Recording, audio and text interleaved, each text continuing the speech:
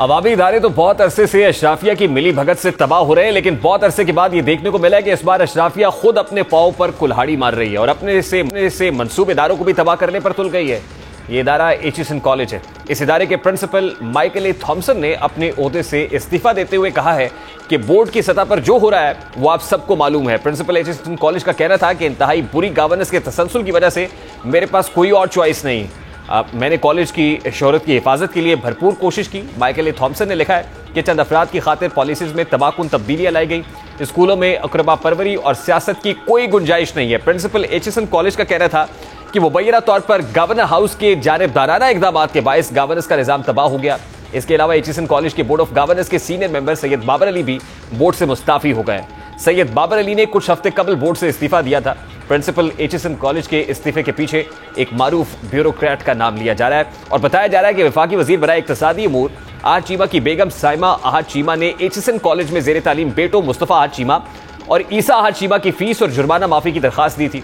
Principal ने साइमा आहद चीमा की दरखास्त की मंजूरी नहीं दी। साइमा आहद चीमा ने गवर्नर पंजाब से राब्ता किया तो उन्होंने उनके बेटों की 3 साल की फीस माफ कर दी। गवर्नर ने स्कूल सीट रिजर्वेशन के हवाले से 3 साल तक फीस माफी की पॉलिसी भी जारी की थी, जिस पर अब प्रिंसिपल एचिसन कॉलेज ने इस्तीफा दे दिया है। यानी ये 2 तरह से बेनिफिट हुआ है। एक तो वो सीट वेकेट नहीं हुई बल्कि सीट को रिजर्व कर लिया गया। 2 सीट्स को रिजर्व किया गया एचिसन कॉलेज में और उसके बाद इन दोनों सीटों के ऊपर फीस माफी की दरखास्त भी मंजूर कर ली गई। यानी गवर्नर ने बोर्ड को लिखा और अल्टीमेटली बोर्ड ने मंजूरी दे दी। दूसरी जानिब ये मामला सामने आने पर गवर्नर पंजाब बलीगुर रहमान ने इल्जाम आयद किया है कि प्रिंसिपल एचिसन कॉलेज 1 साल में 100 से ज्यादा छुट्टियां करते थे और इंक्वायरी से बचने के लिए उन्होंने यह हरबा अपनाया है। अपने बयान में गवर्नर पंजाब ने कहा कि प्रिंसिपल एचिसन कॉलेज 2 मरतबा इस्तीफे की दरखास्त दे चुके थे। बोर्ड ने नए प्रिंसिपल की तैनाती ना होने की वजह से इस्तीफा कबूल नहीं किया था। ताहम अगस्त 2024 में प्रिंसिपल का इस्तीफा काबिल अमल हो जाना था। उन्होंने कहा कि अगले महीने एचिसन कॉलेज के नए प्रिंसिपल की तैनाती फाइनल कर ली गई है।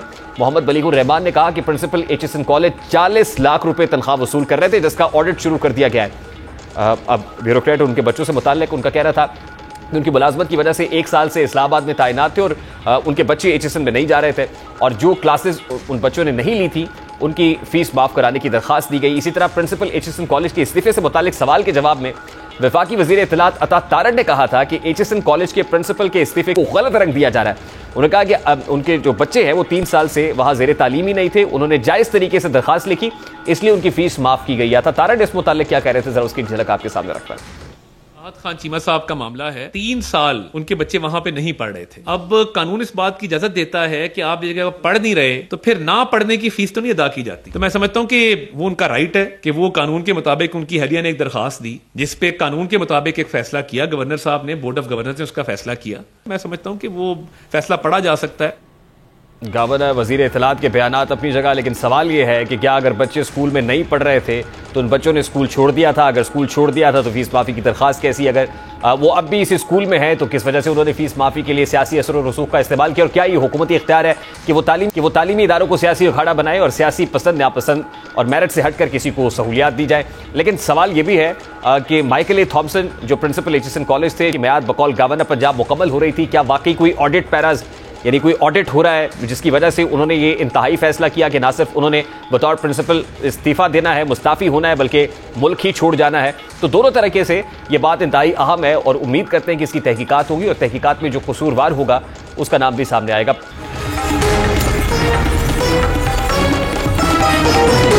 पतंग उड़ाने पर पाबंदी लगे 2 दहाई से ज्यादा का अरसा बीत चुका है, लेकिन इस खेल की जड़ें इतनी मजबूत है कि आज भी इसको मुकम्मल तौर पर खत्म नहीं किया जा सका। पतंगबाजी का खूनी खेल मुल्क भर में बिलउमूम और पंजाब में बिलखुसूस धड़ल्ले से जारी है। ये खेल जहां हमारी सकाफत, माशरती इस्तेहकाम और इस्लामी अखलाकियात को बिगाड़ने का सबब बन रहा है, वहां आए रोज किसी न किसी इंसान की जिंदगी का चिराग भी गुल करता चला जा रहा है। अफसोसनाक खबर यह है कि पतंग की धाती डोर से कटकर जाबाक होने वाले अफराद की अक्सरियत उन लोगों की है जो न पतंग उड़ाते हैं और ना ही उनका मकसद पतंग लूटना होता है। तो उस कबल फैसलाबाद के इलाके में एक कातिल डोर ने 22 साल नौजवान आसिफ की उस वक्त जान ले ली जब वो घर से अफ्तारी का सामान लेने मोटरसाइकिल पर निकला था। 22 साल आसिफ की ईद से 4 रोज बाद शादी थी। इसी तरह सरगोदा में भी 8 साल बच्चा इस कातिल डोर का शिकार हो चुका।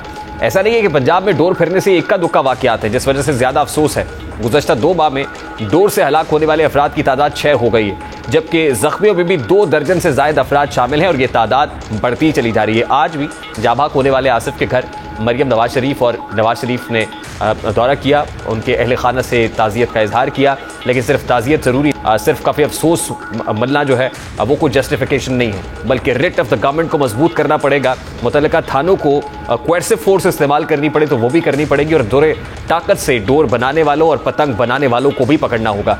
प्रोग्राम का वक्त अपने इख्तिताम को पहुंचा, आपसे मुलाकात होगी इंशाल्लाह कल। अब तक क्या खैर।